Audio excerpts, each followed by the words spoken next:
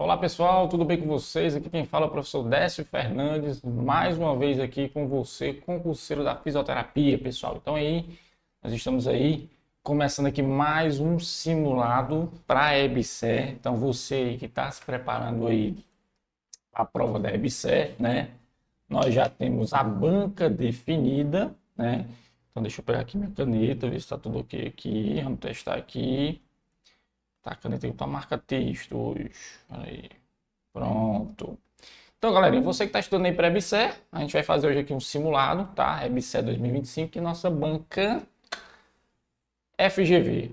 Alguns colegas gostaram, outros não, né? Professor, o que é que você acha da banca? Banca boa, banca boa. A gente viu na edital esse ano que não tem raciocínio lógico. Alguns colegas gostaram, outros não. Eu, particularmente, achei mais ou menos, né? Então, assim, banca FGV, uma banca boa, uma banca de nível elevado, penso assim, tá?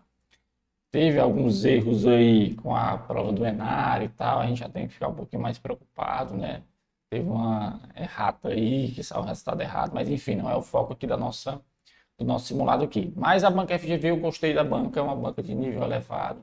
Já fez várias provas de fisioterapia, inclusive aí da antiga FunSaúde, né? Então aí os alunos aí que fizeram FunSaúde, que estão aprovados esperando chamada, eu inclusive, né? Também na espera. Também foi pela FGV, tá? Prova boa, teoricamente prova boa. Só que eu não gostei da prova de tiros, que eles não aceitaram o meu, mas enfim, isso aí é outro assunto, tá? Mas assim, de banca, uma bancazinha bacana. A gente vai resolver aqui esse simulado aqui, 30 questões, eu tenho 1h30 cronometrado aqui para a gente discutir, debater de forma bem dinâmica, bem objetiva, tá? Professor, o que é que você acha que cai mais falando de FGV? Pronto. A prova, se eu não me engano, serão 10 questões de português, 5 de EBSER, 15 de SUS, só que vai dar o quê? Já dá 20, 30. E 30, deixa eu sair aqui da frente, de fisioterapia, né? E detalhe, a prova provavelmente será igual para todos os cargos, se você faz especialista ou geral. Então, galera que é dos especialistas aí vai ter que estudar matérias básicas, como anatomia, fisiologia, marcha, biomecânica, testes, eletro, enfim. Vários outros conteúdos aí que são de cargos gerais, tá? Então, 30 questões de fisioterapia, professor. Cai o edital bem discriminado. Então, a gente vai tentar trazer aqui para vocês. Professor, se você fosse enumerar um top 3 de questões da FGV, a FGV é muito, como é que eu posso dizer? Ela destrincha muito bem o seu conteúdo específico, né? Então, geralmente, pessoal, deixa eu ver se tem mais espaço aqui. Se eu colocar 1, 2 e 3, tipo fisioterapia respiratória, avaliação e físio e neuro. Eu vejo que são os tops. E ortopedia também cai muito. Bota avaliação e ortopedia aqui, ó. Só já riscou a tela todinha, pronto. Avaliação e ortopedia. Então, geralmente, o top 3 de FGV, professor, mas vai cair 10 questões de respiratório. Não, não é bem assim. Eu estou dizendo que eles destrincham todo o conteúdo. Tipo, questões de ética, por exemplo. Eu coloco que 3 a 4% das questões caem sobre ética. Tá? É um detalhe. Tipo, o professor lá no edital tem assim, massoterapia, mecanoterapia, de 1 a 2% de questões. É tanto que quando eu estava montando as aulas que eu fui pesquisar, tinha poucas questões sobre aquilo ali, tá? Mas aí eu quero que vocês entendam o seguinte, vocês precisam destrinchar o edital todo. Então, façam o quê? Um planejamento. Então, eu destrinchei para mim, eu, professor, estudando, destrinchei todo o edital e estou lá botando data tal, estudo tal conteúdo. Fiz lá, método e técnica de avaliação, tantos dias, tantas questões, revisão. Cinesiologia biomecânica, 2 dias, 3 dias, que é um conteúdo bem extenso. Então, eu já fiz nessa perspectiva aí, tá? Então, sem delongas, nós vamos começar aqui o nosso simulado. Então, você que está aí, fique atento, baixe o seu material, tá? Primeira questãozinha aqui para a gente relembrar, ó. Nossa velha e boa FunSaúde, que Deus o tenha, né? Que Deus o tenha, meu Deus, foi extinta a bichinha. Mas, enfim, primeira questão, fisioterapia e anatomia respiratória, anatomofisiologia respiratória. Isso aqui é base. Professor, onde é que eu vejo isso aqui? Livro do West, ó. Tá? Então, isso aqui possivelmente possa ser uma questão de prova. Eles gostam de fisioterapia respiratória, anatomofisiologia respiratória. Então, estudem, revisem, tá? Diz o seguinte. Sinala a opção que indica a região do pulmão em que a perfusão é maior quando o indivíduo está em repouso na posição ortostática, ou seja, o caboclo está em pé. Você até da frente aqui, ó. Então ele quer saber o quê? A região que tem maior perfusão. E aí, pessoal, a gente precisa relembrar algumas coisas, tá? Nós temos aqui nosso pulmão. Nós temos a parte do ápice e a parte da base. Que vocês vão anotar que ventilação e perfusão sempre serão maiores na base. Então anotem, perfusão e ventilação serão sempre maiores na base. Não é a relação aqui, não é a relação, é o que? A ventilação é maior na base, porque tem maior variabilidade de pressão, e a perfusão também é maior na base por conta da ação da gravidade, tá? Isso com o indivíduo em pé, em posição de repouso. Então a gente marca correto o quê? Letra, no caso aqui, letra A, de alegria. Por quê? Porque na base eu tenho tanto ventilação quanto perfusão são maiores. O professor se perguntasse onde é a melhor relação ventilação-perfusão. Aqui, ó. Terço médio. Então, melhor relação ventilação-perfusão é no meio do pulmão, tá? No ápice, essa relação ventilação-perfusão é maior, porque a ventilação se sobrepuja. Se for na base, a relação é menor, porque a perfusão sobrepuja, tá? Mas a melhor relação ventilação-perfusão é na zona média. Então, muita atenção isso aí na hora da prova, para você não perder uma questãozinha besta. Besta sim. Simples de anatomofisiologia. Ventilação e perfusão são maiores nas bases. Onde é a melhor relação ventilação-perfusão? Terço médio do pulmão, certo? Então fiquem atentos aí, a gente marca nessa primeira questãozinha aí, item A de alegria, tá? Tranquilos, de boa, a gente vai aqui, ó, devagarzinho, resolvendo esse simulado para vocês, tá? Outra questão que cai muito, pessoal, isso aqui, volumes e capacidades. Ah, professor, eu nunca aprendi esse diacho desses volumes, desses negócios aí, não sei o que, não sei o diabo é isso, mas enfim. Calma, cacaroto. A gente vai trazer para vocês no bizu. O que é que ele diz na questão aqui, ó? Primeiro, eu não preciso ler isso aqui tudo. Por quê, professor? Meu filho, vem comigo. Ele não está trazendo a relação das capacidades, ele quer que você faça analogia com as fórmulas. Simples. Ele deu qual a capacidade, quer saber a fórmula das capacidades. Pronto. Precisa ler o enunciado todo. Ah, eu vou ler isso aqui. O movimento do ar. Não, rapaz, ganha tempo na hora da prova. Tempo é ouro, tempo é crucial. Primeira coisa aqui que eu vou fazer com vocês é o gráfico, para vocês nunca mais errarem questões desse tipo aqui. Volume corrente padrão que eu inspiro e expiro de forma tranquila se chama o quê? Volume corrente. Perfeito.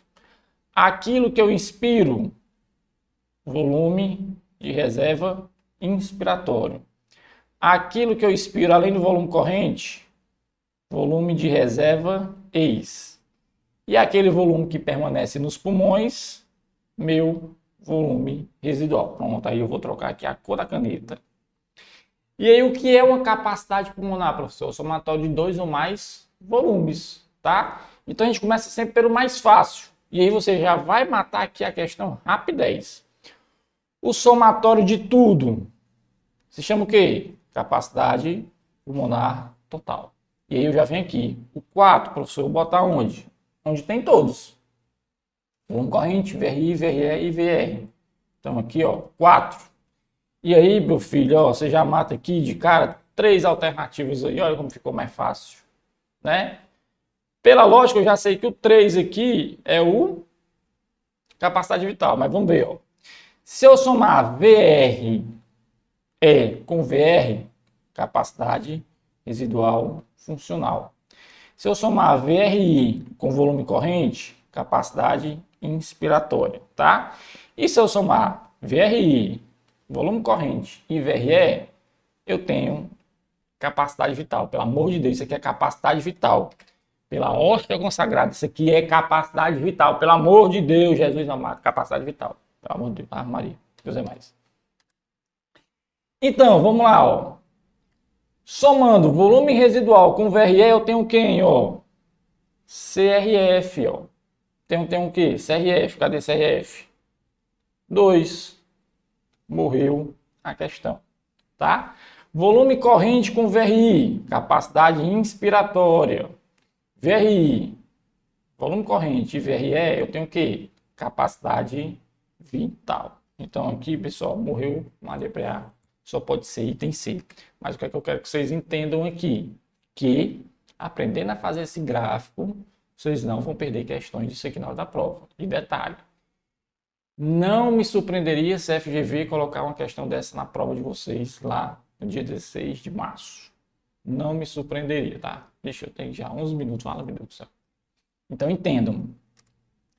Aprender a fazer esse gráfico aqui, a professor não entendi. Volta o vídeo depois lá, que vai estar disponível, tá? Então, revisem. Aprender o gráfico, pessoal, não tem erro. Não tem erro. É questão quase certa. Professor, por que você não vai dizer certa? Porque eu não sou nem Nostradamus, né, para prever o futuro, né? Mas enfim, senão não estava nem aqui, tinha da Mega, ok? Então, questão 2, item C. E aí, de novo, ó. De novo, caiu esse conteúdo. O que é que ele quer aqui, ó?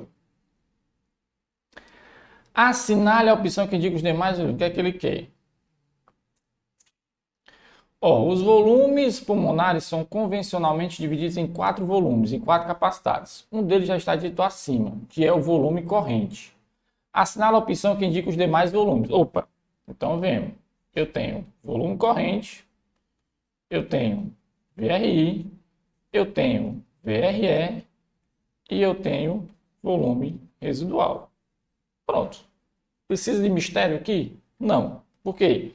Vamos lá, vamos pelas alternativas então. Volume total, isso aqui não existe, meu filho. Volume vital? Não, eu tenho capacidade vital. Eu tenho volume residual, aí eu venho para o gráfico. Eu tenho volume de reserva ex, eu venho para o meu gráfico, minha tabela. Eu tenho volume de reserva ins, opa, eu venho aqui para minha tabela. Então, meu filho, aprendeu a fazer a tabela, morreu Maria Preá, não erra a questão. Volume total aqui não seria a capacidade pulmonar total, não o volume total, certo? Então já elimina aqui de cara também isso aqui, tá? Ó. E não é volume residual funcional, é capacidade residual funcional. Então, meu povo, aprendeu a fazer o gráfico, não tem para onde errar. Então, questão 3 aí, ó, C de casa, tá? Se tiverem dúvida, a gente repete de novo o gráfico para vocês, tá?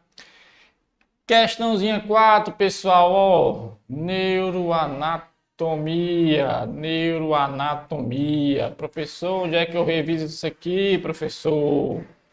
Tem aula de anatomia.com, aula de anatomia.com, tá? Eu vou dizer um negócio para vocês, pessoal. Só não estudem quem não quiser. Muita coisa tem na internet para estudar, pessoal. Ai, professor, onde é que tem muita aula que professor, onde é que eu acho tal coisa? Papai, mamãe, isso aqui, ó, um negocinho chamado Google. Se não tiver no Google, meu amigo, não tem mais canto nenhum na face da Terra, tá? Então vamos aqui para a questão de número 4, vocês entenderem. Ó. O que é que ele diz aqui? Deu na anatomia básica. Questão da FunSaúde aí 2021. Deixa eu botar aqui vermelho. Diz o seguinte, ó. As células da glia ou neuroglia são um conjunto de células não excitáveis presentes no sistema nervoso. Elas interagem com neurônios desempenhando papéis muito importantes. Aqui nessa questão, basta eu vir para a última linha do enunciado. Precisava nem eu ler aquilo ali tudo. Então, no dia da prova, 70% das questões vocês vão resolver com a última linha do enunciado. Essa aqui é um. O que é que ele pede na última linha? Assinale a opção que apresenta, respectivamente, células gliais do sistema nervoso central e periférico. Que seriam células gliais, professor? Células do sistema nervoso. Só que existe um detalhe. Ele quer o que aqui? Ó? Células gliais do sistema nervoso central e periférico. Então, sistema nervoso central e sistema nervoso periférico, nós temos um elemento em comum. Qual é o elemento? Bainha de mielina. Bainha de mielina. E um detalhe importante aqui nessa questão. No sistema nervoso central existe uma célula que forma essa bainha de mielina. Qual é essa célula? Os oligodendrócitos, tá? Então, oligodendrócitos tem a função de constituir a bainha de mielina. No sistema nervoso periférico é o quê? É quem? Células de Schwann, tá? Só isso aqui cai muito em prova, essa questão aqui. Quem são as células responsáveis pela manutenção e formação da bainha de mielina no sistema nervoso central e sistema nervoso periférico, por exemplo? Então, lembre, sistema nervoso central, oligodendrócitos, tá? Sistema nervoso periférico, células de Schwann, tá? Professor, astrócitos, essas coisas são mais de estrutura, de suporte, manutenção do sistema nervoso, tá? Então a gente marca aqui na quarta questão, letra B de bola. Então isso aqui, pessoal. Pergunto a vocês o seguinte, então. Qual é uma doença neurológica? Vocês vão me responder depois no chat aí. Que afeta, que destrói a bainha de mielina no sistema nervoso central, por exemplo. Isso aqui é tema de prova também para FGV, viu? Olha a pergunta. Qual doença neurológica, neurodegenerativa, que acomete adultos jovens, que é causado por uma desmielinização do sistema nervoso central? Afeta a substância branca. É uma doença incapacitante. Qual é o nome da doença? Cai muito em provas. Tá? Deixa eu ver mais o que é que tem falando. Existe o sinal de Lembke associado nesta patologia. Aí vocês vão me responder aí. Quem errar essa questão, não fala mais comigo não, porque eu já falei isso aqui 372 vezes dando aula para vocês. E sempre cai em prova. Ó. Então vocês aí que estão acertando aí, meus parabéns. Quem não souber, meu amigo, vá para a caixa prega, porque eu já disse várias vezes, tá? Já sabem, né? Então, vamos lá. Então, muita atenção, porque isso aqui existe, tá? Ah, professor, existe uma doença que afeta a mielina no sistema nervoso periférico, por exemplo, Guillain-Barré, por exemplo. Tem um acometimento da mielina no sistema nervoso periférico, tá? Mas a patologia padrão que cai em prova se chama quem, pessoal? Esclerose múltipla, que é uma desmielinização do sistema nervoso central, afeta a bainha de mielina. Então, cuidado que isso aqui cai muito nas provas de vocês, tá? Deixa eu ver aqui, uma aguinha. Questão 5, 2022. Olha aí, questão sobre marcha. Marcha vai cair na FGV. Com certeza, 99,98765. Tá? Na caminhada normal, a última linha, o ciclo da marcha começa quando? Quando é que você caminha? Quando você toca o calcanhar. Aonde? No chão. Primeiro passo da marcha, né? Então, analisando aqui. Um ciclo da marcha começa quando? O peso do corpo é transferido de um pé para o outro? Não, aqui já é no meio do caminho, filho. Aqui já está no meio do caminho. Tanto o pé direito quanto o pé esquerdo estão em contato com o solo? Não necessariamente. Geralmente o quê? Nesse primeiro contato inicial, tá? Isso aqui, pessoal, se chama duplo apoio. E nós temos dois duplos apoios. No início, anota isso aqui que caiu em prova já. Acho que a Tayane, se estiver assistindo aí, ela vai lembrar dessa questão. Perguntou, acho que não me lembro qual era a prova, mas tinha uma questão perguntando onde era que aconteciam os dois duplo apoio da marcha, no início e no final da marcha, ou no início e no final da fase de apoio. É os dois períodos de duplo apoio, tá? Então, muita atenção aí, ok? Então, essa aqui não. O membro inferior de referência está na fase de balanço? Não, se está na fase de balanço, não está iniciando a marcha, está na transição, já está finalizando o ciclo da marcha, tá? Então, a fase de balanço não, a gente começa sempre pela fase de apoio. Com o quê? Com contato aqui. O calcanhar do membro de referência faz contato com a superfície de apoio. Aí vocês vão no banheiro e vejam. Opa, eita, pisei aqui forte. Calcanhar no chão, começa o ciclo da marcha. E aí termina até esse calcanhar voltar a tocar novamente o chão, tá? Então, o calcanhar do membro de referência faz contato com a superfície de apoio. Caixão e vela preta, tá?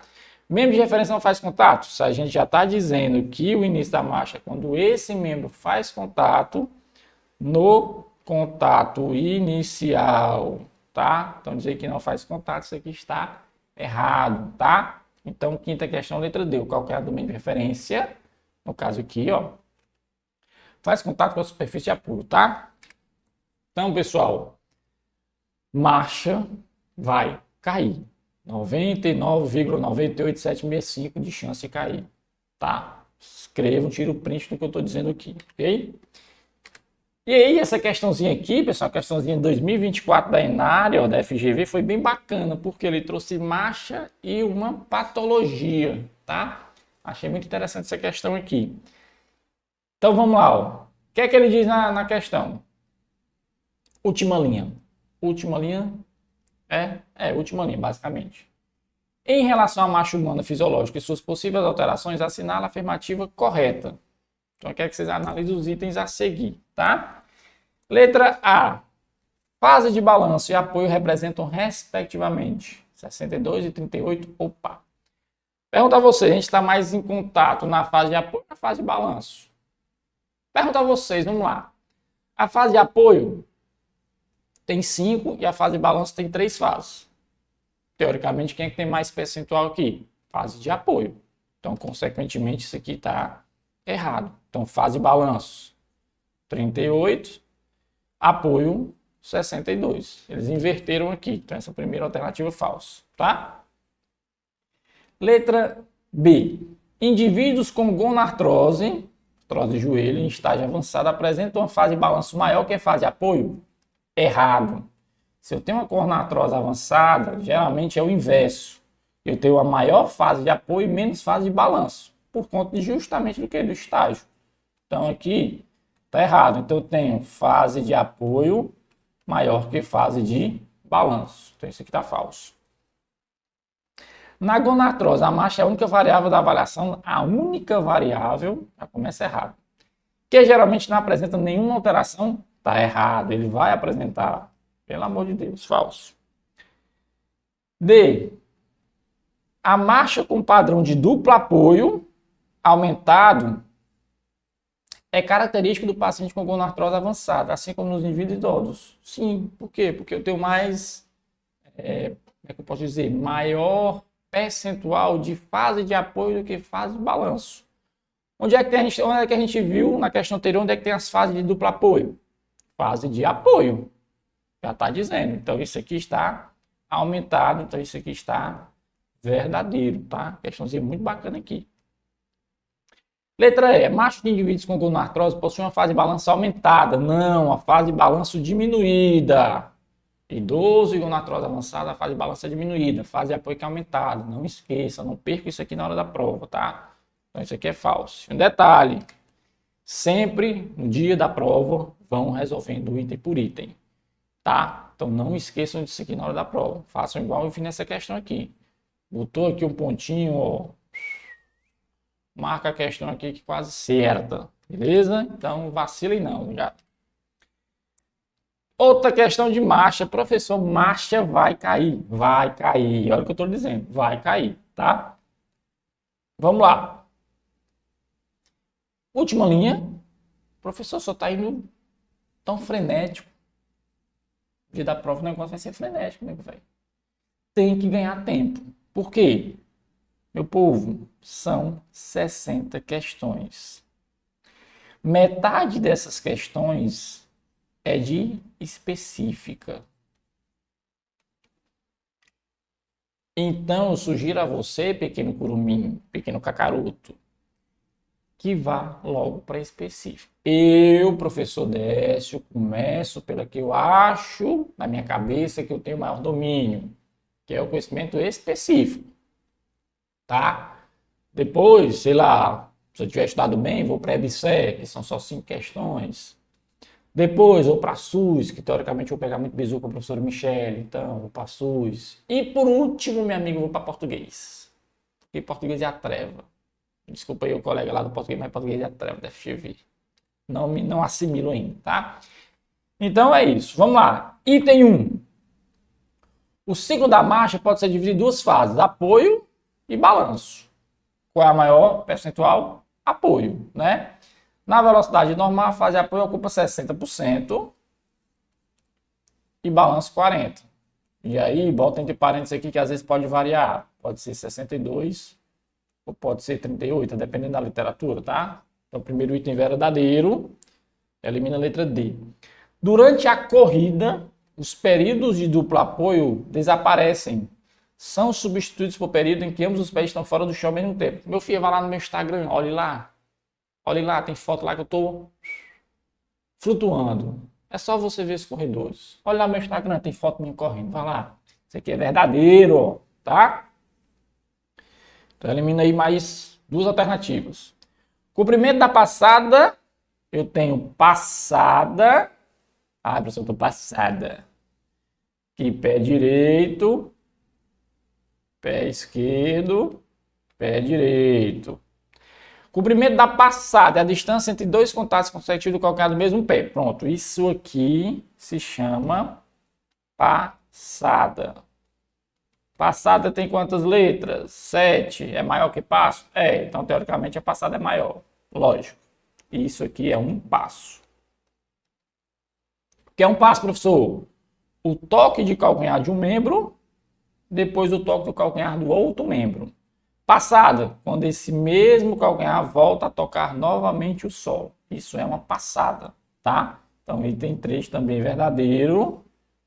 Só pode ser item E. Beleza? Marcha. Professor, onde é que eu reviso marcha?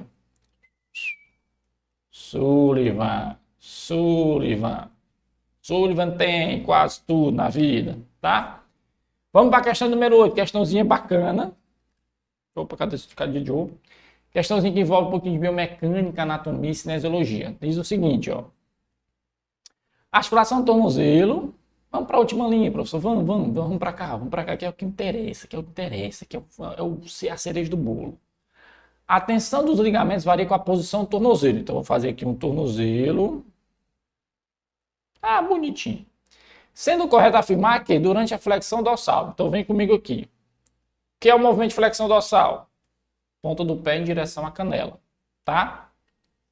E aí ele quer o seguinte, primeiro, que numa vista lateral, eu tenho 3 ligamentos padrões.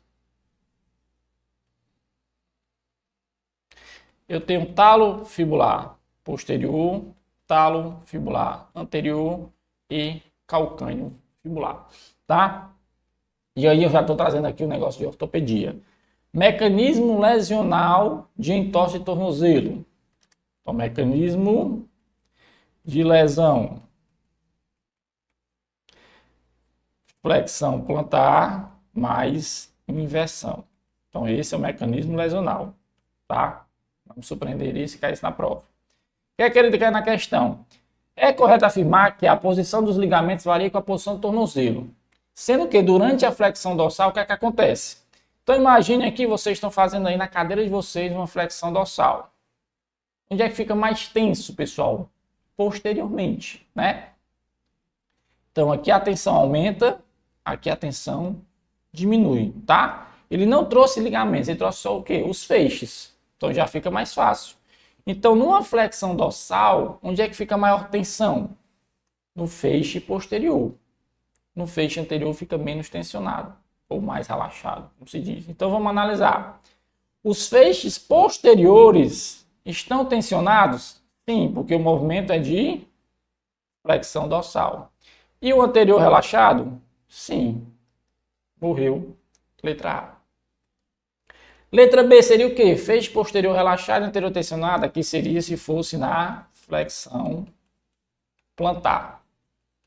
Prestem atenção, tem que saber o movimento no dia da prova. Mexa seu pé no dia da prova. Tenha pena de mexer seu pé não. Tá aqui, eu tô mexendo meu pé. Opa, já sei que eu tô sentindo tensão aqui atrás da perna, tá? Se eu fizer o contrário, a tensão fica na frente. É lógico, pessoal, é lógico, tá? E letra C, ocorre maior tensão nos feixes anteriores, sobretudo colateral ou lateral? Não, falso. Maior tensão no feixe anterior, sobretudo lateral medial? Falso. Feixes colateral medial tensiona, colateral lateral relaxa? Não, que não é movimento de inversão e reversão, é movimento de quê? Flexão dorsal, tá? Então, cuidado aí, ok? Então, entendam isso aqui, tem que analisar. E aqui tem o conhecimento de quê? Anatomia, biomecânica, cinesiologia. 3 disciplinas numa questão só, tá? Então, vamos correr, vamos cuidar. 30 minutos, eu tenho várias questões ainda. Mas tá no tempo, então tá de boa. Vamos lá. Questão 24, biomecânica. Isso aqui é tema certo. 99,98765 de chance de cair. Tô trazendo para vocês aqui. Depois vocês dizem, não assisti a aula do professor Décio, não tive tempo. Depois não vai ter tempo de estar chorando, tá? Vamos lá. Última linha. O que é que ele quer? Sobre a biomecânica na coluna, assinala a afirmativa correta. Então aqui é biomecânica e cinesiologia, não é somente biomecânica. Tem que entender origem, inserção e ação muscular. Ai, professor, eu sou da ANEL. Não me lembro disso. Lascou, nego, velho. Depois vai ter que estudar, vai ter que revisar. E a nossa função aqui é trazer justamente isso aqui, revisar com vocês, para vocês serem aprovados, tá? Então vamos para a questão 9, item A. Diz o seguinte: os músculos trapézio e escaleno anterior podem ser considerados como agonistas no movimento de flexão da coluna. Primeiro que o trapézio ele é posterior. Se ele é posterior, ele não é um flexor, ele é um extensor de cervical. Isso de ação bilateral. O escaleno anterior ele faz mais o que? Inclinação lateral, né? O escaleno anterior está bem aqui, ó. Ele faz mais o que? Eleva a primeira costela e faz inclinação lateral. Então não tem nada a ver com o movimento de flexão. Essa primeira alternativa aqui é falso, tá? Músculo elevador da escápula, já está dizendo a função. Ele eleva a escápula, pessoal. Pelo amor de Deus. Ele é antagonista do movimento de extensão da cervical e usualmente apresenta movimento nas queixas do cervical. Opa, está dizendo que ele é antagonista do movimento de extensão. Então quer dizer que o elevador seria o quê? Um flexor de cervical? Não, na verdade, pessoal, o elevador ele vai sair de C1, C4, processo transverso, e seria onde? No ângulo superior da escápula, tá? Então se a escápula for ponto fixo, ele vai fazer o quê? Lateralização, tá? Ele não vai fazer flexão, tá? Até porque ele é um movimento diagonal. Então, seu vetor é mais na diagonal, lateral, tá? Então, isso aqui tá falso. Ele não é antagonista aqui de extensão da cervical, não. Porque ele não é flexor de cervical, tá? Qual seria o cervical? Os que estão aqui na parte anterior, que fazem a flexão cervical, no caso. Então, letra B, falso. Letra C. A coluna cervical apresenta durante o movimento de flexão um pequeno deslizamento anterior de uma vértebra sobre a outra. Sim, ó, presta atenção, é como se eu estivesse aqui, ó. Então eu faço uma flexão, eu tenho um deslizamento de uma vértebra sobre a outra, tá? Tô fazendo esse movimento aqui de flexão, ó. Então eu estou fazendo esse leve deslizamento. Então por enquanto aqui, deixa o pontinho aí de coerência, tá? Letra D. O movimento de extensão da cervical deve iniciar uma amplitude total de 90 graus. Oxi, menino, isso não é um pescoço, não, isso é uma girafa, né? Seu principal músculo estabilizador é o grande dorsal. Não, pessoal, o grande dorsal não tem nem inserção na cervical. Tem nem inserção, vai para onde? Para o úmero. A nível de lombar até o úmero, tá? Então isso aqui tá falso, né? Geralmente a extensão que 30, 40, 50, mas 90 graus, meu filho, não é o exorcismo não, tá? Letra E, coluna cervical tem poucos graus, opa, peraí meu filho, depende, só se você tiver travado. Mas dizer que a cervical tem poucos graus de liberdade, olha aqui quanto eu giro minha cervical, olha quanto eu tenho de flexão, quanto eu tenho de inclinação. Não, ela é muito móvel, tá? Ela é muito móvel, então isso aqui tá errado já. É uma região estável com baixa prevalência de disfunções? Opa, aí já discordo. Tem alta prevalência justamente por quê? Porque tem essa grande mobilidade aí, tá? Então isso aqui totalmente é equivocado. Isso aqui está falso. Questão 10, professor. Testes 99,98765 de cair, professor. Vai cair testes também. Vai cair, tá? Então, questãozinha de teste, pelo menos 2 questões. Estou apostando aqui pelo menos 2 questões na prova da EBSER de testes, tá? Ah, professor, eu sou da terapia intensiva, não uso esses testes não. Vai começar a estudar, meu filho, para botar em prática, viu? Porque vai cair na prova, tá bom? Ah, vá por mim. Deixa eu abastecer aqui meu copinho d'água. Então, já vejam aí a questão aí 10, questãozinha atualizadíssima de 2024, FGV, ó. Né, ó. Questão que caiu, vai cair teste, tá? Eu tava até estudando esses dias, pessoal, e tem alguns testes bem diferentes. Eu tava até postando no Prepara Físico, depois eu vou trazer um resuminho de alguns testes novos aí para vocês lá, tá? Então, quem não me acompanha aí, @preparafísio, tá? Então, vamos lá. Ele diz o seguinte, última linha. Assinale a opção que indica o nome específico do teste, estrutura ligamentar avaliada e a repercussão biomecânica, caso seja confirmada a lesão pelo teste. Ah, professor, não me lembro do nome de teste. Calma, pequeno cacaroto. Não sei de onde é que eu tirei o cacaroto, acho que assisti muito Dragon Ball esses dias, mas vamos lá. Letra A. O teste LACMA avalia ligamento cruzado anterior. Professor, não me lembro quem diabo é LACMA. Para mim, LACMA é a laca. Laca. Não é o chocolate, não, não. Meu filho, se você não lembra, vem comigo. LCA. Já tá dizendo para que o infeliz serve. Não tem como errar. Caso positivo, identifique instabilidade o quê? Anterior. Por quê, ó? Eu tenho aqui, ó, digamos que aqui é minha, deixa eu ver aqui se dá para fazer, ó. Vamos lá, aqui, ó. Fêmur, tíbia, tá? Então aqui minha tíbia, para ir para frente, eu tenho um ligamento nessa posição aqui, ó, que limita o que? A anteriorização, isso se chama LCA. O LCP já limita o que? A translação posterior. Então, quem é que evita a instabilidade anterior? Só pode ser o cruzado anterior. Quem é que evita a instabilidade posterior? Só pode ser o cruzado posterior, tá? Então, nessa primeira aqui, a gente já deixa um pontinho aqui no item A, tá?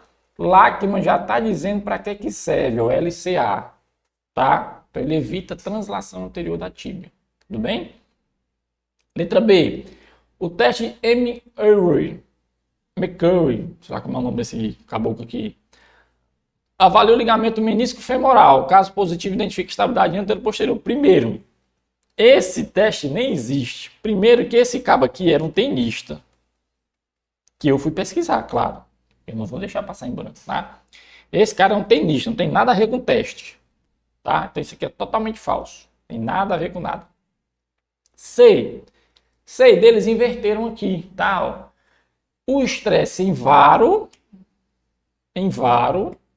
eu não boto meu joelho em direção lateral, tá? Então aqui, ele já avalia o colateral lateral. Então aqui eles inverteram. Então aqui lateral, tá? Aqui é medial, ó. Eles inverteram aqui na questão, tá? O que é o varo? Romário, cambota. Então o joelho tem o quê? Uma direção lateral. Então eu estou estressando que ligamento? Colateral, lateral. Não tem lógica. É lógico isso aí. Se eu faço um estresse em valgo, o joelho perto do outro, eu estou estressando quem? Colateral medial, tá? Então aqui na questão item C deles inverteram, tá? Então aqui falso, aqui falso. Pessoal, no dia da prova corrijam as questões, vão corrigindo se fosse vocês, se fosse o professor de vocês, tá? Letra E, tá errado. Lachman, para quê? LCA, cruzado o quê? Anterior. Instabilidade o quê? Anterior, não é instabilidade posterior. Quem é que avalia instabilidade posterior, professor? É o LCP, é ele que limita, tá? Exemplo, teste de gaveta posterior, teste Godfrey, são testes para LCP, tá bom? Então, realmente, questão 10 aí, ó, letra A, questão aí de muita chance de ser cobrado na prova de vocês. Então, prestem atenção. Olha aqui, questão 11. Mais uma de testes. Olha o que eu estou dizendo para vocês. Eu vou chutar duas questões aí que vão cair de testes. Duas questões. Posso até ser que caia 3. Talvez não, mas 2. Pode ser que caia assim. Questão 11, vamos lá, ó. Ele fala sobre epicondilite lateral. Professor, se eu parasse aqui, eu já poderia ir para as alternativas? Poderia, tá? Só que vamos para a última linha. Destaca o termo essencial. O que é o termo essencial? Epicondilite lateral, conhecida como cotovelo de tenista. Lembrando que essa patologia afeta quem? Extensores de punho, tá? Extensor de punho. Professor, qual é o principal músculo acometido na epicondilite lateral? Extensor radial curto do carpo. Isso aqui é tema de prova, tá? Já caiu em prova também. Então, tendão mais afetado é o extensor radial curto do carpo, tá? Fala o seguinte, então. Acerca deste assunto, assinala a opção que indica o teste ortopédico utilizado para avaliar essa patologia. Então, eu, lá no dia da prova, já fiz o quê? Nesse dia lá. Eu já destaquei aqui, ó. E já fui para as alternativas. NIE. Síndrome do impacto. E aí eu vou corrigindo. Gaveta anterior. LCA. Thomas. Encurtamento de flexores de quadril. Ou seja, encurtamento de pessoas. Schulkenstein. Doença de Kervai. Sobrou o teste 1000, que é para quê? Epicondilite lateral, tá? Existe também o teste Cosen, que é para quê? Epicondilite também lateral, tá? Professor, e tem outro teste, tem esse infeliz aqui, ó, que eu fui conhecer essa semana, esse desgramadozinho aqui, ó. Muito parecido com o teste Cosen, só que é uma variação, tá? Então, nesse teste aqui, por exemplo, ele faz o quê?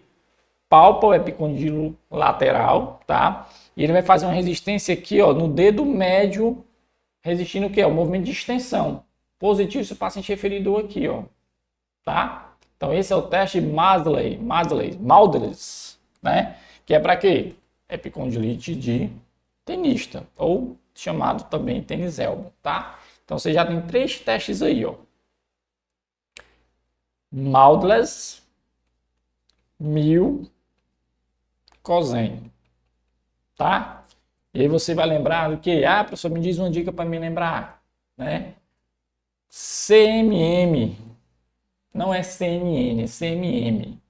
Cosen, 1000, Maudsley, tá? Então esse Maudsley aqui, ó, é para epicondilite lateral. Se cair na sua prova, você já fica ligado, tá? Então, realmente, questão 11, item E de esperança que vocês irão passar, tá? Olha aí, mais um de teste. Eu estou dizendo, pessoal, testes vai cair. Não desanime. Ah, professor, eu tô apavorado, vai cair teste. Vai. Professor, onde é que eu reviso testes? O livro do Cipriano. Livro do Cipriano. Mas eu já mandei para o curso MS um resumão de testes que eu fiz. Tem um resumão de testes aí que eu já mandei para cá. Podem pedir aí no chat aí que tem, tá? Questão 12, ele diz o seguinte, ó. Termo essencial, já está me falando, teste de Trendelenburg. Ele quer a opção correta. Primeira coisa que eu tenho que lembrar. Professor, isso aqui nunca cai em prova, só na sua região, porque aqui cai direto. Trendelenburg já é maior de idade, já tem 23 anos já que cai em prova, né? Então, Trendelenburg, a primeira coisa que eu tenho que saber, que ele avalia o quê? Disfunção de glúteo médio. Só com isso aqui eu já vou eliminar 3 alternativas aqui, ó. Letra A, letra D e letra E. Não é glúteo lateral, é glúteo médio. Ah, mas glúteo médio tá na lateral. Ô meu filho, mas não endoide com a banca não. É glúteo médio, acabou-se, tá? Outro detalhe. O teste de glúteo médio você avalia sempre a perna de apoio. Perna de apoio. Então muita gente erra essa questão de Trendelenburg porque acha que é a perna que não está em apoio, que está suspensa. Errado. A avaliação é com a perna de apoio. Então a gente já pode discriminar aqui na letra B e C onde é que está o erro, tá? Letra B diz o seguinte, glúteo médio e glúteo médio, beleza. Só que na letra B fala o quê? O músculo avaliado é do membro inferior que não está em apoio no chão. Errado. O músculo para ser avaliado tem que estar com a perna de apoio. Então é letra C. O músculo avaliado é do membro inferior que está apoiado no chão.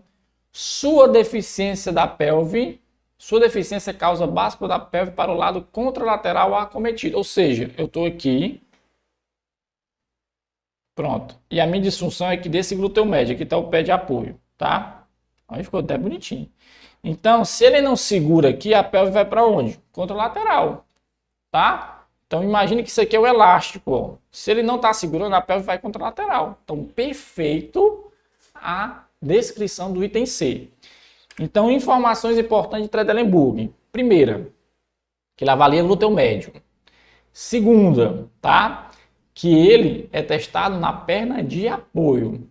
Terceira, que em caso positivo a báscula cai contralateral ao membro que está testando. Se eu estou testando perna direita, a tendência do teste positivo é o quê? Uma báscula para esquerda, a pelve vai para a esquerda. Então, 3 detalhes aí que vocês não podem vacilar quando se falar de teste de Trendelenburg. Meu povo, é questão besta. É, professor, é besta? É besta. Por quê? Não dá para perder uma questão dessa daqui, tá? Tá aí, ó, questão 2024 da FGV, tá? Então, com esse detalhezinho que eu falei para vocês, vocês nunca mais vão errar a questão de Trendelenburg, tá? Então, vamos lá. Questão 13 agora sobre respiratória, né? A banca gosta desse tema, vai cair na prova também, tá? Então, vamos lá. O que é que ele diz na questão 13? Ao avaliar respiração, mensuração da frequência, ritmo, profundidade e natureza, feita pela observação e pelo tato, ele quer o quê? Que você faça a avaliação das funções respiratórias aqui. Quer que você marque o quê? Verdadeiro ou falso, tá? Então, o que é que ele diz aqui, então? O item A, o item 1. Pessoal, aqui não precisa você ser o cara da respiratória, não, mas ter bom senso na avaliação, tá? Então, aí quem é especialista em terapia intensiva, né, você vai saber essa questão bem facinho. O que é que ele diz aqui, ó? Respiração normal. Já está dizendo, respiração normal. Requer um esforço máximo para a expiração e médio para a expiração. Pelo amor de Deus, negado, isso aqui não tem nada a ver, não. Não precisa disso aqui, não. Isso aqui é falso. Ó, elimina 2 itens aí, tá? Questão 13. 2. Avaliador observa o mede pelo tato a frequência do movimento do tórax ou do abdômen ou de ambos. Verdadeiro. Verdadeiro. Elimina a letra D. Para pacientes em angústia respiratória ou desconforto, poderá ser necessário usar o estetoscópio para medir sua respiração. Pessoal, bom senso. Ô, professor, isso aqui eu uso na minha prática clínica, lá na minha UTI e tal. Verdadeiro, né? E último ponto, é normal ouvir ruídos durante a respiração normal e repouso? Meu amigo, só se você estiver morto. O que não é normal não, tá? Então isso aqui é falso. Então aí, pessoal, 13, questãozinha letra C de casa, tá? Questãozinha C de casa, ok? Não é tranquilo, não é difícil, é só ter bom senso. Questãozinha 2022 aí, tá? Então às vezes o bom senso entra muito bem aqui na FGV. Não precisa ser o expert, não, mas é bom senso, tá? Questão 14, questão boa, bacana. Questão sobre fisioterapia neurológica, especificamente síndromes medulares. Síndromes medulares. Então, lá nas nossas apostilas tem isso aqui. Se eu não me engano, na apostila da FGV que eu fiz, acho que tem um resumo sobre síndromes medulares, tá? Então, o que é que ele diz aqui na questão 14? Vamos lá. No espectro das lesões medulares incompletas, encontra-se a síndrome de Brown-Séquard, ou hemissecção medular. Ele quer a opção que indique os sintomas motores e sensitivos. Pessoal, isso é uma hemissecção da medula. Tá aqui a medula, ó. Então, isso aqui é acometido, ó. Tá? Tem uma hemissecção que é chamada Brown-Séquard. Cai muito. Das síndromes medulares, é a primeira que mais cai, essa daqui em provas, tá? Então, o que é que ele quer ensinar esses sintomas aqui? Primeiro, vamos lá, analisar item A.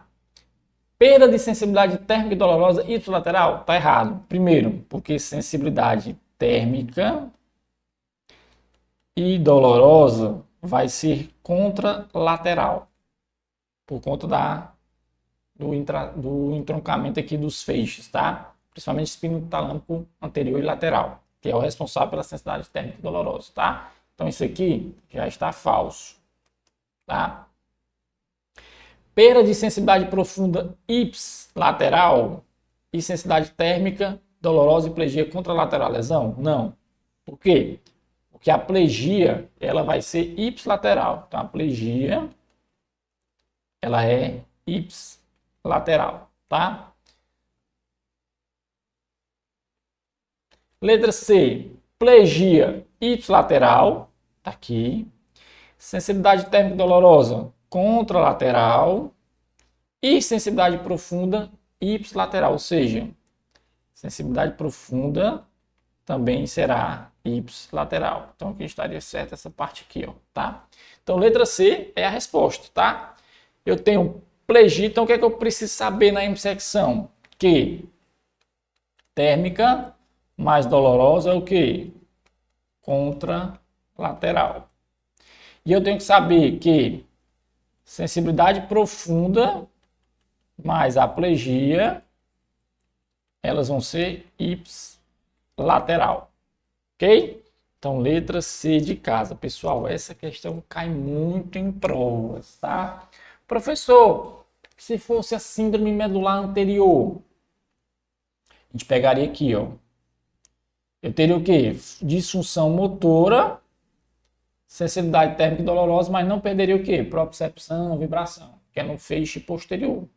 Se fosse medular posterior, aí eu teria perda de sensibilidade, vibração, propriocepção e manteria a função motora, tá? Então, revisem isso aqui. O Sullivan também tem um tópico só sobre síndromes medulares, tá? Mas na internet você consegue achar fácil isso aí, ok? Letra D. Plegia e sensibilidade térmica? Não, plegia e sensibilidade térmica são diferentes, né? Plegia e sensibilidade ipsilateral? Não, ó. Lembrando, plegia é ipsilateral. Térmica e dolorosa é o quê? Contralateral, tá? E lembrando que a sensibilidade profunda é o quê? Ipsilateral, beleza? Então, questão 14, item C de casa, tá? Então, questãozinha muito bacana aí sobre síndromes medulares. Também, aqui eu posso colocar que é quase certo. Não vou colocar o percentual. Por quê? Vai aí na FGV, ó. Pode ser que eles tragam o quê? Quais são os sinais ou a descrição da síndrome medular anterior ou posterior? Possa ser que caia, já que caiu o Brown-Séquard. Possa ser que caia medular anterior ou posterior, tá? Então fica aí a dica para vocês revisarem esse conteúdo. Questão 15, questão sobre neuroplasticidade, questão sobre neuro. Professor, o neuro vai cair? 99,98765 chances de cair, tá? Então, o que é que ele diz aqui, ó? Os princípios da neuroplasticidade estão em constante processo de desenvolvimento. Embora a maior plasticidade ocorra durante o desenvolvimento, o potencial de adaptação poderá por toda a vida. As atividades para aumentar ao máximo a adaptação neural devem ser seguidas de princípios básicos para intervenções fisioterápicas. Para maximizar eficácia do treinamento, analisa as atividades a seguir e marca a afirmativa correta. Então ele quer o quê? Que você trabalhe em cima da neuroplasticidade para quê? Para melhorar a eficácia do treinamento, que ela melhora a adaptação do sistema nervoso. Então o que é que ele quer de atividades aqui para favorecer isso? Quer que você analise. Então vamos lá. 1. Para maximizar a eficácia do treinamento, devem ser executadas com atenção, ser repetitivas e sem dificuldades. Poxa, professor, será que se eu fizer uma intervenção sem dificuldades, meu paciente de neuro vai estimular essa neuroplasticidade? Provavelmente não. Pensem naquela época que nós tivemos surto de microcefalia. Então nós estávamos trabalhando muito com foco de neuroplasticidade com aquelas crianças. Para quê? Tarefas que exigiam o comportamento dela, mesmo que tenham execuções repetitivas, mas criando uma certa dificuldade para o sistema nervoso se adaptar àquela situação. Então, dizer sem dificuldades, está errado. Está errado, tá? Então, aqui eu já elimino letra D, letra E e letra A. Ok? Adequadas à idade? Sim, com certeza. Se é um idoso, se é um adulto, se é uma criança, tem que ser adaptado. De estimulação sensorial, começando por receptores mais maduros ou mais precisos? Sim, faz sentido, né? De treinamento em diferentes posturas, diferentes orientações posturais. Perfeito, pessoal. Quem trabalhou com estimulação precoce vê que a gente trabalhava a criança em diversas posições, supino, lateral, fazendo rolamento na bola, enfim, N posições de orientação postural, tá? Então, isso aqui também está verdadeiro, de boa questão, item C de casa, tá? Professor, questãozinha aí até mais ou menos complexa. Só ter entendimento da questão. É só ter uma interpretação do que a questão está pedindo. FGV, às vezes a interpretação cai na parte específica. E vocês precisam também entender isso aqui, o entendimento do avaliador na hora da prova. Beleza? Então, muita atenção. Ixi, na metade, vamos correr agora. Questão 16, questão sobre massoterapia. Pessoal, pode ser que caia uma questão. Provavelmente caia uma questão, tá? Não gosto de massoterapia, eu odeio estudar isso aqui, mas é o jeito. Mas a questão aqui até que foi tranquila. Pelo menos é a que eu mais lembro na época da faculdade. Diz o seguinte, ó, vamos para a última linha. Técnica de massagem friccional transversa criada por Sirix. Opa, quem é que não lembra de Sirix na faculdade? É o quê? É aquela massagem no sentido quê? Transversal, né? A massagem transversal, tá? Então aqui, de cara, eu já poderia marcar o quê? Letra D. Massagens repetidas transversalmente às fibras no músculo, nos tendões, nas bainhas dos tendões e nos ligamentos. Aquela massagem, pessoal, que a gente fazia assim, ó, de fricção transversal, né? Ô, meu Deus, isso aqui eu me lembro da faculdade. Professora Sandra Brasil, tá? Então aqui, pessoal, falou massagem transversa, criada por Sirix. Massagem transversa. Esse aqui é a cereja do bolo. Letra D, tá? A letra diz assim, massagem profunda com aparelhos para mobilizar? Não, nem usa aparelho não, tá falso. Pressão contrária com a parte posterior da mão. Menino, isso aqui eu nunca nem vi. Massagem aplicada levemente ao longo do comprimento da superfície. Isso aqui é deslizamento superficial, né? Isso aqui eu me lembro, tá? Mas não é fricção. Um grupo de técnicas que envolve a compressão das estruturas, como apertar, pressionar, rolar e pegar para liberar áreas de fibrose. Aqui pode ser o amassamento, por exemplo, né? Na verdade, é um conjunto, né? Pode ser amassamento, pinçamento, tá? Mas também não se relaciona com a massagem transversa. Até o nome diz assim, ó. O nome da técnica é o quê? Massagem transversa de Sirix. Tá pronto? Então, o nome é esse, ó. Massagem transversa de Sirix. Até o nome está dizendo, ok? Então, questão 16 aí, pessoal, letra D de dado, tá? Questão 17, olha que questão bacana.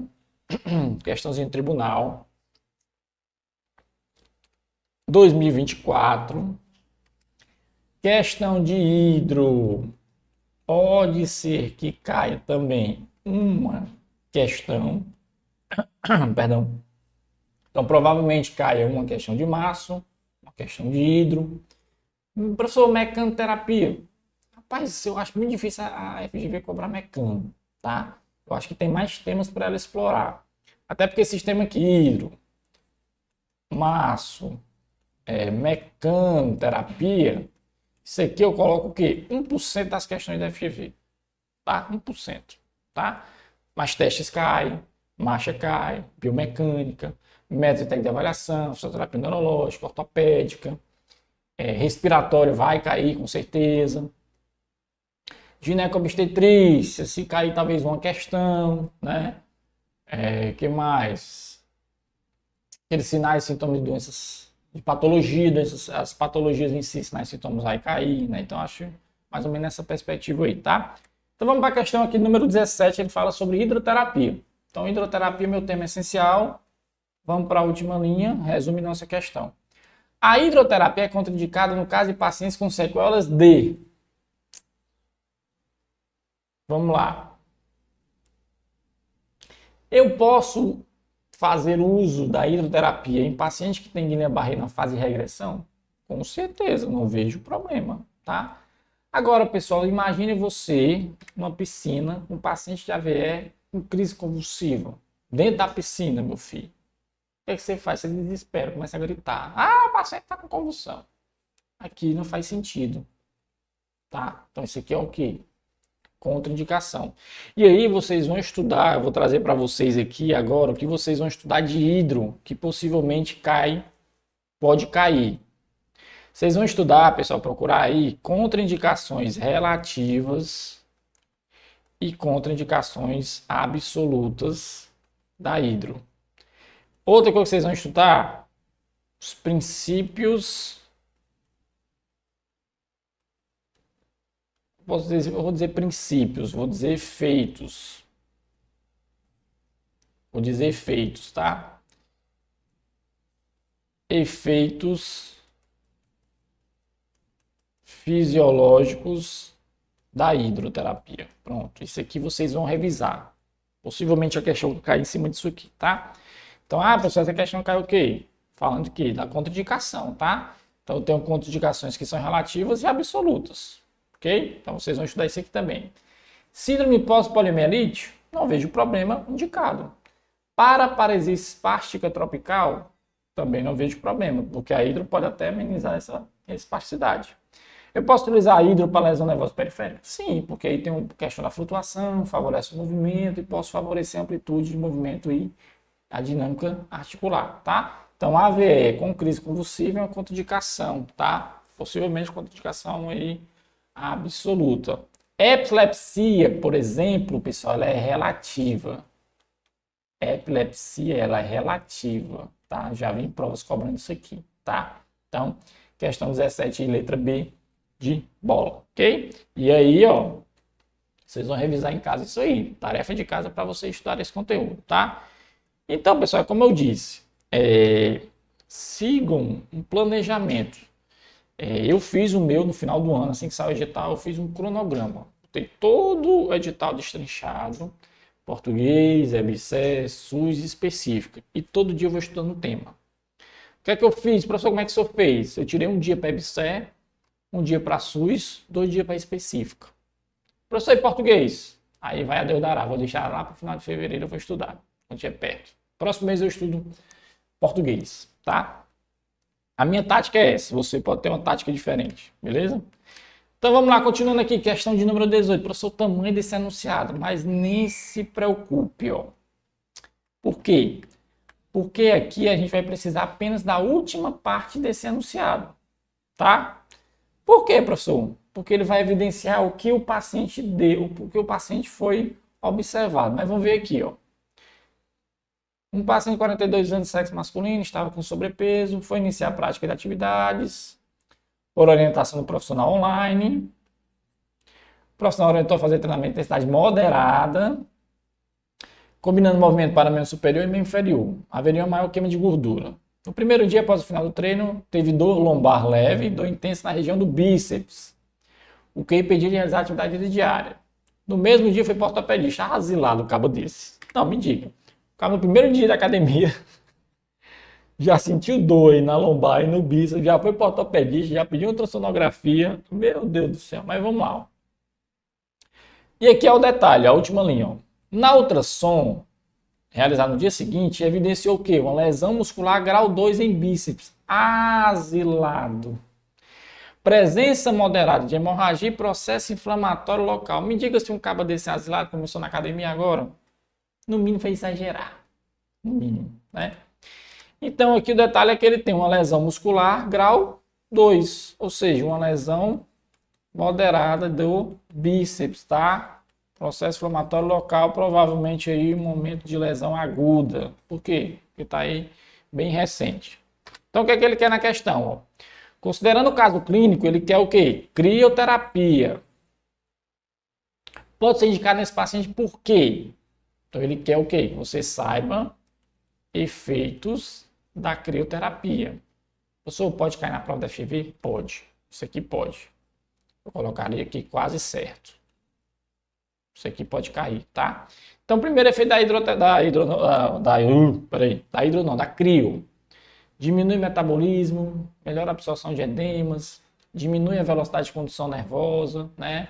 Melhora a questão do quadro doloroso, aquele negócio de espasmo né? Então, os principais aí efeitos fisiológicos. Analisando as alternativas, vamos lá. Aumenta o extravasamento de líquido? Não, pessoal, ele faz diminuir, isso aqui já está falso. Intensifica a inflamação? Não. Se fosse para intensificar, eu não colocava gelo não, né? Não tem sentido não. Pode realizar drenagem linfática local, já que irá facilitar a condutibilidade do sistema nervoso periférico e sistema nervoso autônomo? Não, isso aqui não faz sentido. Diminui o metabolismo local, velocidade de condução de impulsos nervosos, atenua a hipóxia tecidual secundária à lesão, consequentemente melhora o quadro doloroso. Efeitos da crioterapia. Ganho de força muscular, meu amigo. Que crioterapia é essa? É crioterapia com creatina?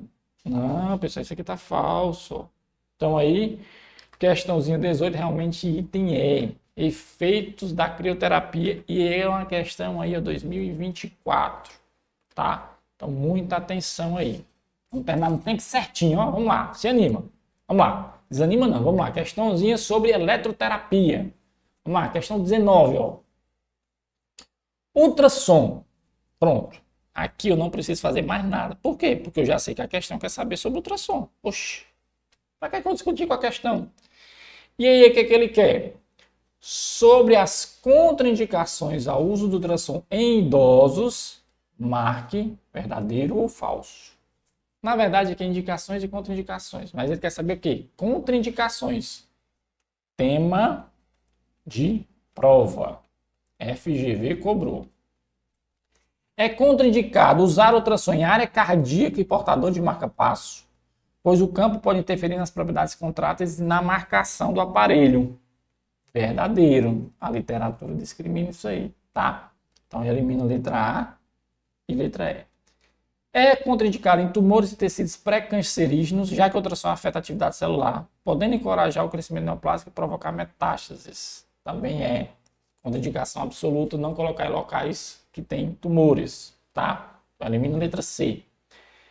É contraindicado em hemorragia, tecido gravemente isquêmico, trombose recente, aterosclerose devido à embolia. Sim, porque eu estou fazendo o que? Uma aplicação de calor profundo. Então isso aqui também é verdadeiro. Então só pode ser letra B de bola, tá?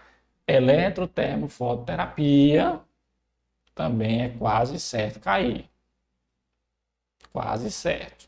Ah, Maria, se o professor estivesse dando a prova que era uma boa, que me dera. Quem sabe, talvez, entretanto. Questão 20 aí, ó, questãozinha sobre VNI. Pode ser que a questão de VNI? Pode. Se eu colocaria quase certo ou 99? Rapaz, eu vou colocar 99,98765 de chance de cair, tá? Questãozinha do TRF 2024. O que é que ele diz o seguinte, ó. Paciente com diagnóstico de ELA, esclerose lateral amiotrófica, suporte ventilatório não invasivo, utilizado no domicílio pode aumentar a sobrevida e qualidade de vida do indivíduo. O suporte adequado e critérios para início da avenida em pessoas com ela são: primeiro, quando eu falo de pacientes neurológicos, pessoal, eu tenho que me lembrar que o melhor recurso se chama BIPAP. Então, só com essa primeira informação, já posso eliminar aqui letra B e letra E, tá? Então, eu já tenho que entender também que qual é a vigência para utilizar nesse paciente, quando a PCO2 estiver maior que 45, né? Então, ambas estão dizendo isso aí, ó. BIPAP, a vigência maior que 45, ó, né? A saturação tem que estar menor que 90, pelo menos, né? Então, se tem que estar menor que 90, não tem sentido eu dizer que 92 aqui, ó, né? Aqui, saturação menor que 95, saturação maior que 80, que também não faz sentido, tá? Então, aí só pode ser letra A ou letra D. E aí, pessoal, a capacidade vital tem que ser menor que 50% do previsto, tá? Então, essa capacidade vital aqui, pela literatura, tem que ser menor que 50%. Para quê? Para um indicativo de VNI.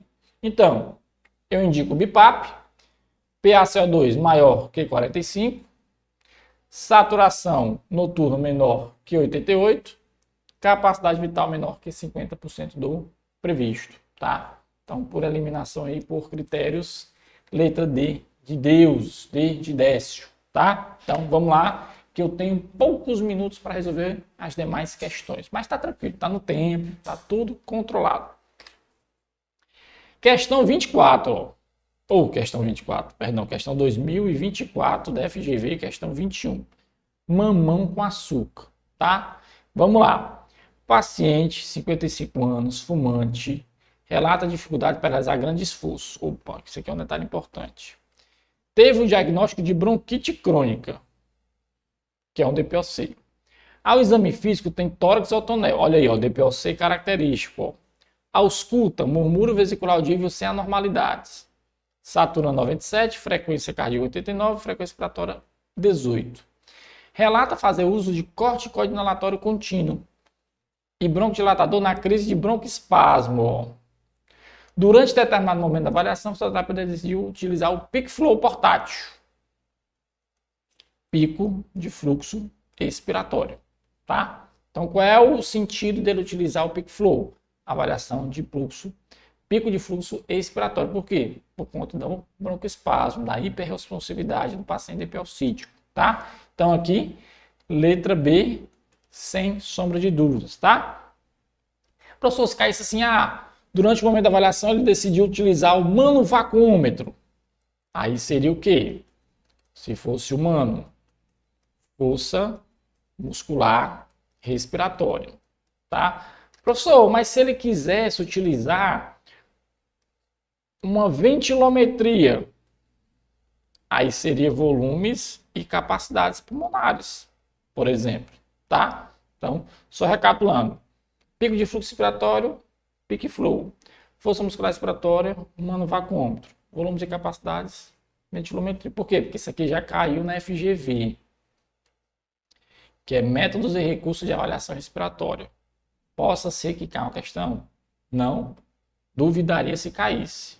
Questão de manovacômetria, ventilometria, própria questão do ventilômetro, então, pico de fluxo respiratório, tá? Questão dos índices de fraqueza muscular, possa ser que caia, tá? Então é bom dar uma revisadazinha aí, beleza? Vamos lá, questão 22, vamos aqui hidratar a garganta. Questão sobre ventilação mecânica, pode cair, professor? Quase certo. Quase certo que cai a questão de ventilação mecânica, tá? E tem um novo instrumento que saiu da MIB aí sobre ventilação mecânica. Eu não sei se eles podem querer pegar esse instrumento, mas é bom sempre dar uma olhada, tá? Então aqui, pessoal, o que é que eu diz aqui, ó? Questão 22. Regulagem inicial do ventilador mecânico. Pronto. Ele quer saber alguma coisa sobre isso aqui, ó. Eu já destaco, venho para a última linha. Isso aqui não me interessa. Por quê? Porque não vai mudar o que a questão está pedindo. Baseado nessa informação. Que informação, professor? Que eu destaquei aqui em cima, Cacaroto, ó. Regulação inicial do ventilador mecânico, é isso que a questão quer saber. Então, baseado nessa informação, assinale a opção que apresenta parâmetros iniciais que melhor se adequam ao quadro clínico desse paciente. Ele nem falou muita coisa do paciente, não. Só falou o quê? Regulagem inicial do ventilador mecânico, tá? Então, geralmente, pela literatura, pelo consenso, pelas diretrizes, como é que a gente se inicia a ventilação do paciente? Geralmente a 6 ml por quilograma, né? Então, aqui eu já posso eliminar de cara. Ah, professor, mas se for um paciente obeso, se for... Mas a questão não disse, meu filho. Não teme com a questão, não. Não endoide, não. Se vocês forem brigar com a questão, vocês vão perder a questão. É só entendimento. Então, 6 ml quilograma. A FI, como é que é o padrão da FI? Eu quero sempre deixar 100%? Era do tempo que deixava 100%. Que eu mantenho uma saturação entre 93, 97, 93, 96, tá? Então, quando tiver 100% aqui, você já vai eliminar. Então, item A. Olha como ficou fácil a questão. Volume corrente inicial, 6 ml por quilograma. FI necessária para quê? Saturação entre 93 e 97. Pronto, morreu Maria Preá, faço feijão com arroz. Não endoide não. Não endoide não que vocês vão perder a questão, tá? Então, questão 22, letra A de alegria.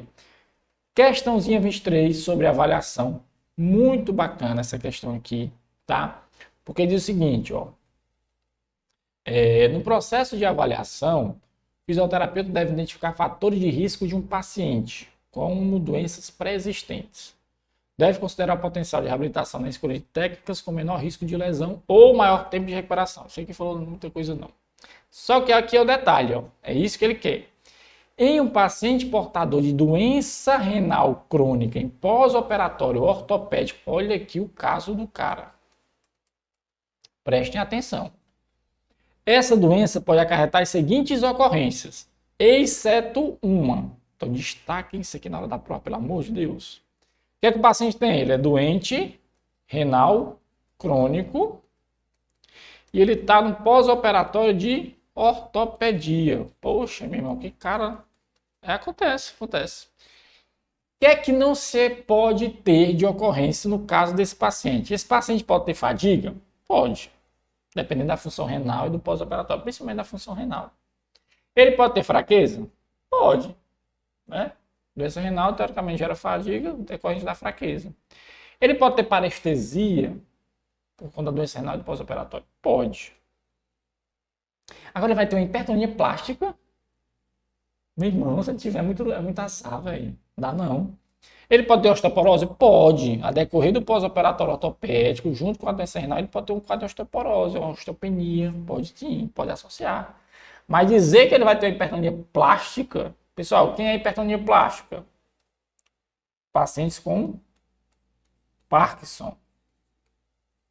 Doença extrapiramidal, tá? Então, letra D, exceção dessa questão. Então, questãozinha aí, ó. 2022. O detalhe é o quê? O quadro que ele deu, doença renal crônica com pós-operatório. E ele quer uma exceção de ocorrência. Hipertonia plástica não dá não, velho. Ah, professor, mas ele vai ter uma osteoporose, eu acho que cabe recurso. Meu filho, aqui é a mais errada, essa daqui. Essa aqui é a mais errada, ó. Não teme não, curumim. Vá nessa aqui, pronto, seja feliz, corta o abraço. Questão 24, mais um, ó. Denário, 2024, diz o seguinte, ó. Paciente, 46 anos, casada. Primeiro, mulher. Aqui eu já tenho um critério essencial para diagnóstico, que ela é mulher. Por quê, professor? Porque tem prevalência nessa patologia.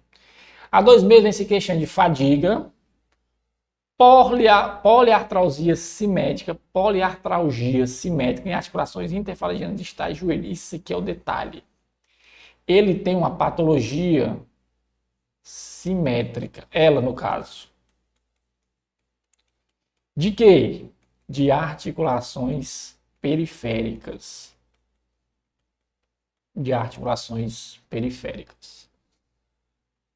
Queixa ainda de rigidez matinal.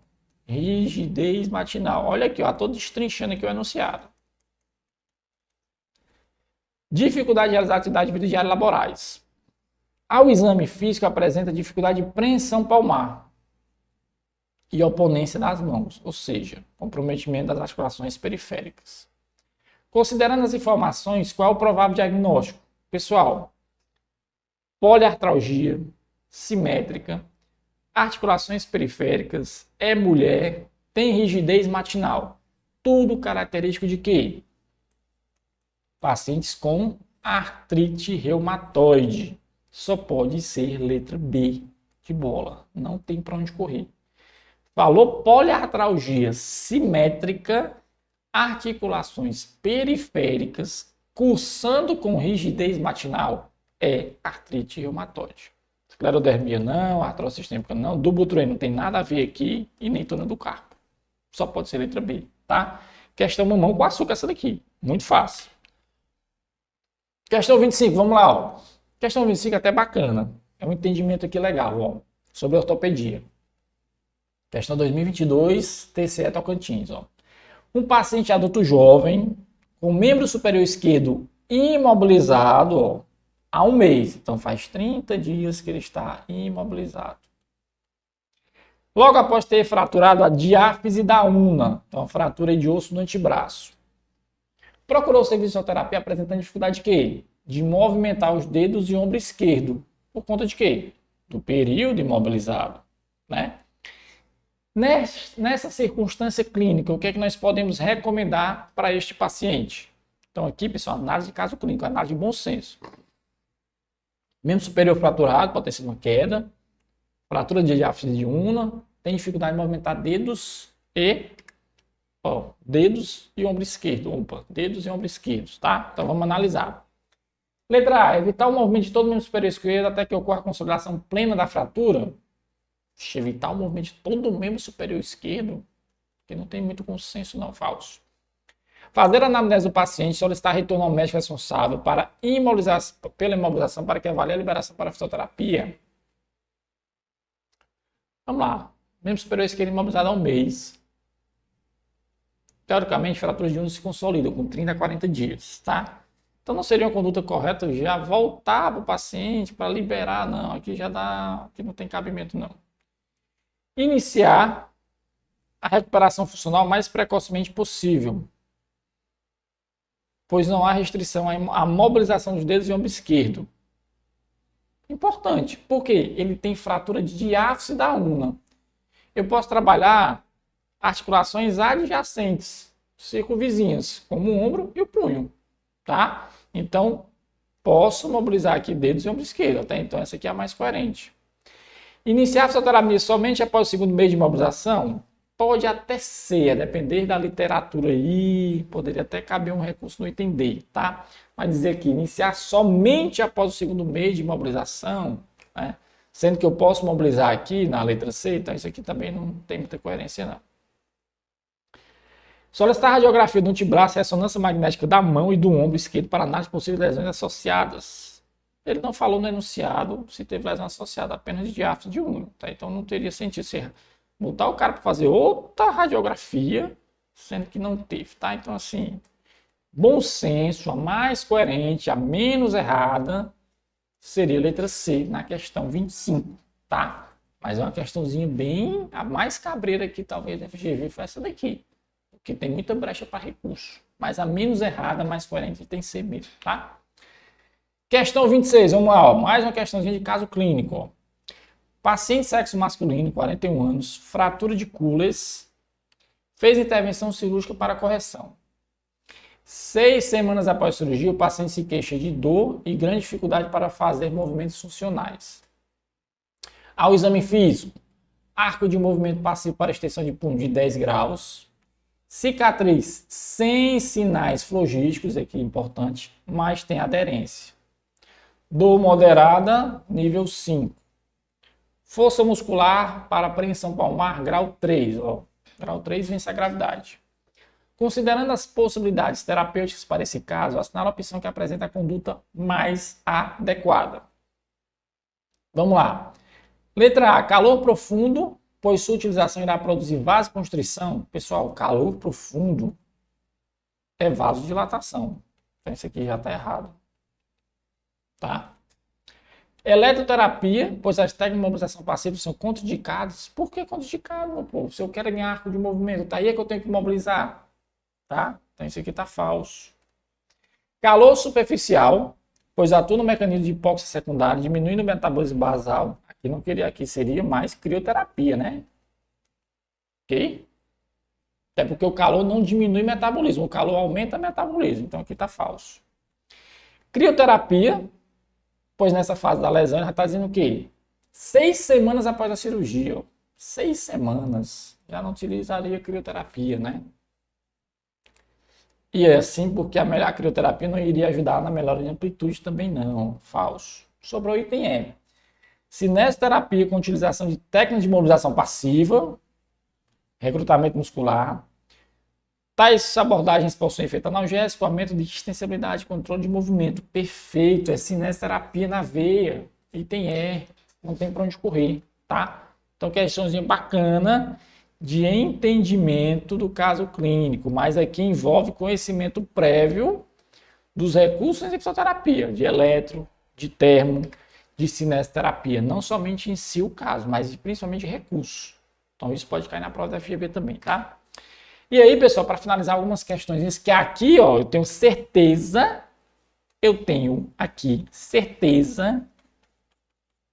que vai cair. Ética profissional. Ética vai cair, tá? Uma ou duas questões, podem escrever. Uma ou duas questões de ética vão cair na sua prova. Vamos para a questão 27, então. Rapaz, vamos terminar no tempo certinho, rapaz. Massa, vamos lá. Então, não desanimei vocês do chat aí, tá terminando, pessoal. É a prova da FGV aqui. É 30 questões. Vamos lá. Questão 27. Em um atendimento fisioterapêutico, um dos fisioterapeutas da equipe filmou o atendimento. Acaba doido. Para divulgar em rede social a técnica usada por ele como de sua autoria. Já tá errado aqui. Tá errado.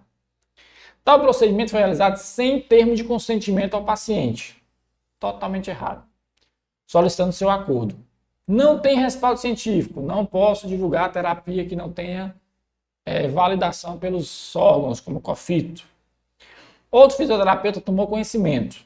Segundo o Código de Ética, o que é que deve ser feito aqui? Se responsabilizar pela elaboração de diagnóstico, primeiro que não tem nada falando de diagnóstico. Não tem nada de assumir responsabilidade técnica aqui.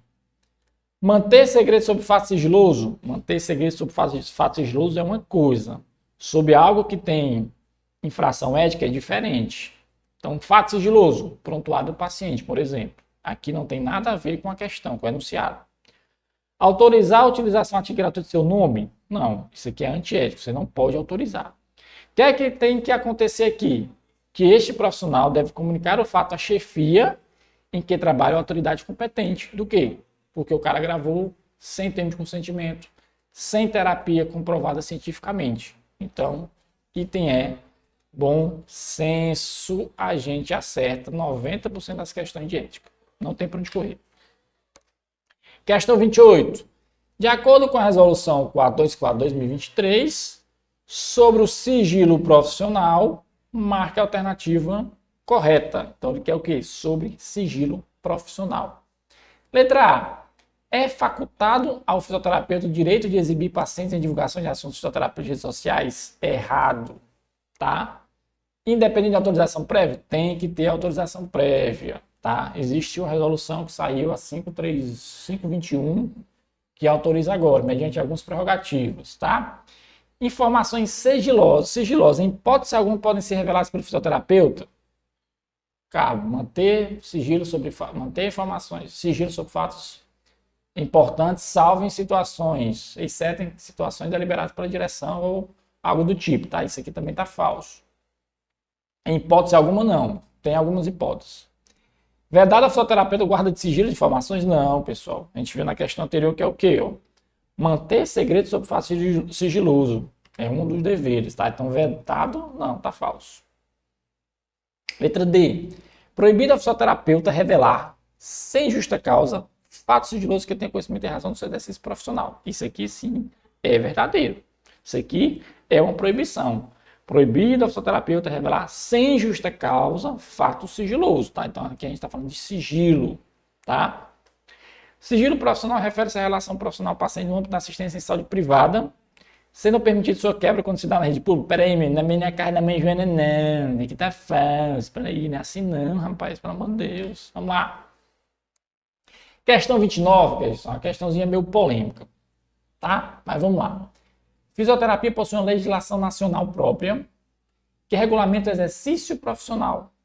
De acordo com as normas em vigor, é correto afirmar que, vamos lá, a autonomia do fisioterapeuta é garantida por lei, permitindo a realização de diagnóstico fisioterapêutico e elaboração do plano de tratamento sem a necessidade de prescrição médica. Professor, isso aqui está certo, só que eu não sei se lei é o termo certo, porque nós temos o quê?